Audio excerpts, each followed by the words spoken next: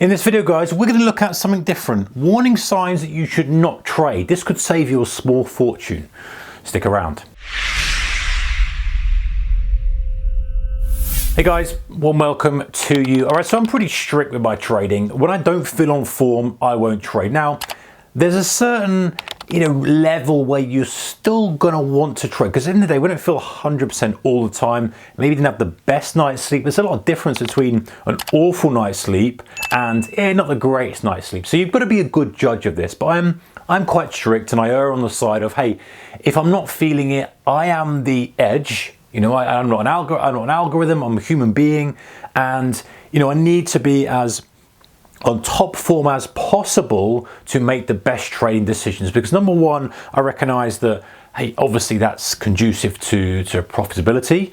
And number two, I recognize that if I'm not in the best condition, then that is the most likely time that my chimp likes to come out and go, hey, take this trade, do this, do that, do the other. And guys, in the day, the Chimp, we talk about Chimp, by the way, which is from the Chimp paradox. Go and check it out. A book we like to read, a book we talk about all the time on the channel.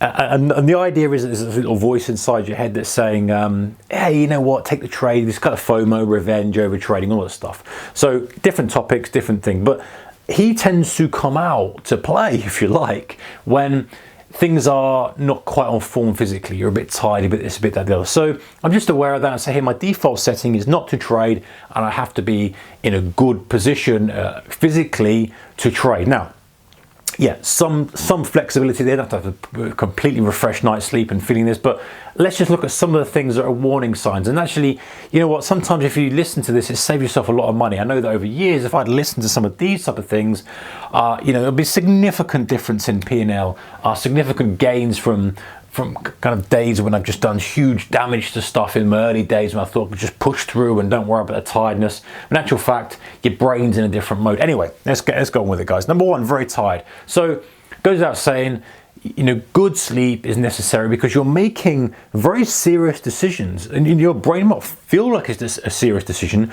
but it's categorized in your brain as such. It's a risk-based decision when there's money at stake. Really in your brain's category is not much riskier. Of course, life, and if your life's at stake, that's going to be pretty serious. But you're asking the brain to make some critical decisions because it categorizes money as pretty significant because it's food, shelter, all the other kind of stuff that it provides. And so that's automatically hardwired in your brain. And you're then asking to make these risk-based decisions. It's a serious decision. So you need to be as refreshed as possible. And I get life, guys. Life happens. We don't get the nice, crisp, deep 8 hours every night that we like, but there's got to be a point where you go, you know what, I just had no sleep, or whatever happened. I didn't get to sleep till late. Something happened, this happened, whatever happened. I got 4 hours worth of sleep, and you're extremely fatigued. Definitely do not trade. Maybe you go, hey, maybe you're an 8 hour type of guy, girl, and you go, right, you know what, I had 6 hours. It was a one-off, I feel okay, I might go to bed early tonight, but I'm okay to trade. That's fine. But then you just get to a point where you're so fatigued, don't trade. And trust me, guys, don't try to trade tired. Been there, done it, and I just don't even try and have the argument anymore. I'm just like, I'm tired, I'd love to be able to trade, there's opportunity there, and I'm annoyed.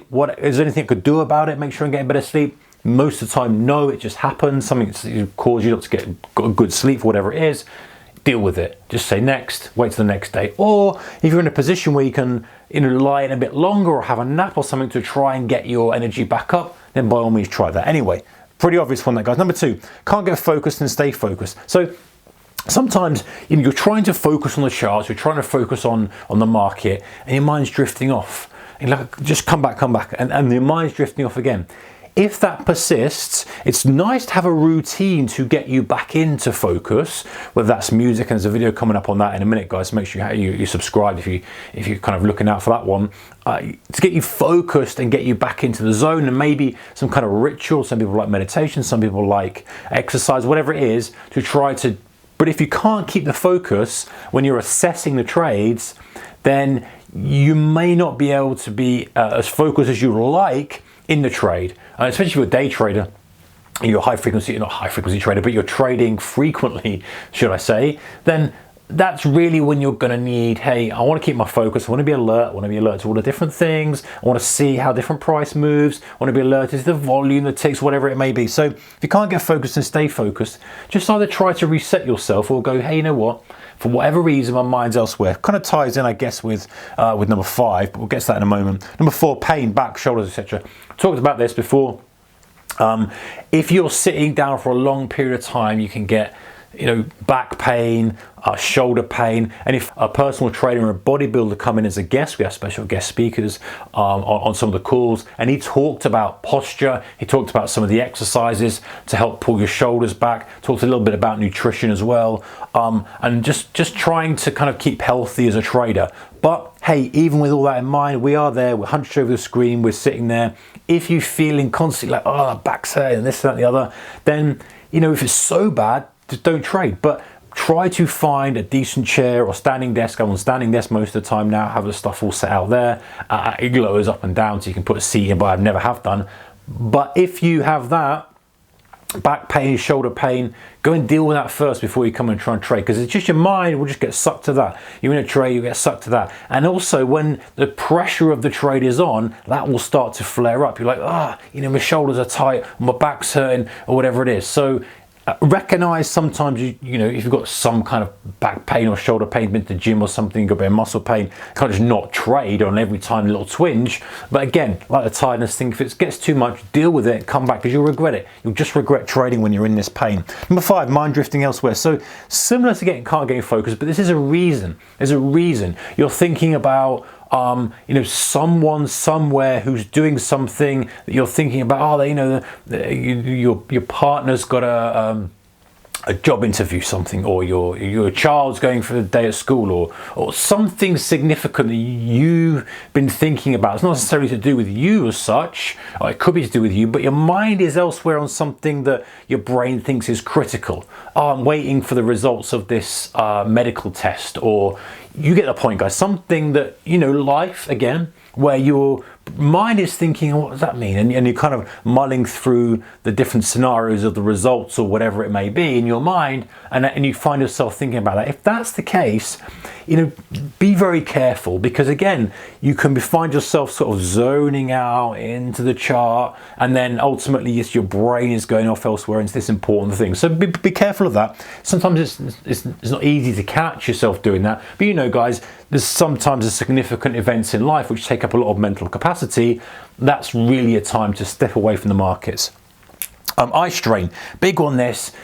Being very mindful of the fact that you're focused, especially if you're a day trader, not so much swing trading, put a couple of hours in, etc. If you're a day trader, be very careful about blinking, be very careful about looking out into the distance and stuff like that. Be very careful about the type of glasses you use, blah, blah, blah, all that kind of stuff. Type of screens you use, get the best possible screens you can. I think it's a high refresh rate, I forget which way around it is, but anyway, older screens are a bit more straining on the eyes.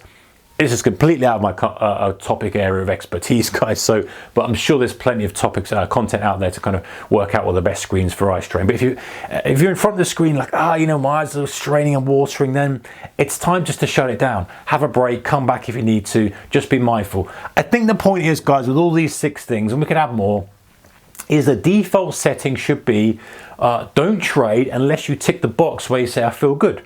Everything feels good. I don't necessarily have to be perfect, but I feel good enough to make risk-based decisions. I don't feel too fatigued. My mind's not elsewhere. I'm not in critical pain. I'm not in all this kind of stuff. I'm well hydrated. I've not had a massive meal. It sounds like, Mark, we're talking about a massive meal. But listen, especially if you're day trading, you're making very, very intense decisions on a very short-term basis. You need to be as best, that's a kind of highly tuned machine as you can be to give yourself the best possible chance of success. Is this going to move the needle more than, say, not over trading or FOMOing into a trade or any of those other critical things, breaking your risk rules, going on tilt? No. But it is going to help you stop going into those things. You find your discipline lacking, you find yourself struggling with these kind of things, then just looking at the basics can sometimes really help you out. And also, very finally, guys, I know I've gone on with this video, very finally, it puts you into a perspective where you're saying, you know what, I'm respecting this this market. I'm respecting this risk decision. I'm respecting the fact that I want to be on form and I want to be in the best possible condition I can be, because I'm making a very important decision, even if you're trading multiple times a day. And that itself puts you in a completely different frame of mind as well. And it kind of shows you, hey, I respect this decision. I respect what I'm doing, and I expect to, present myself to the market, if you like, in the best possible shape that I can. Anyway, guys, take care. I'll see you in the next one. Bye-bye for now.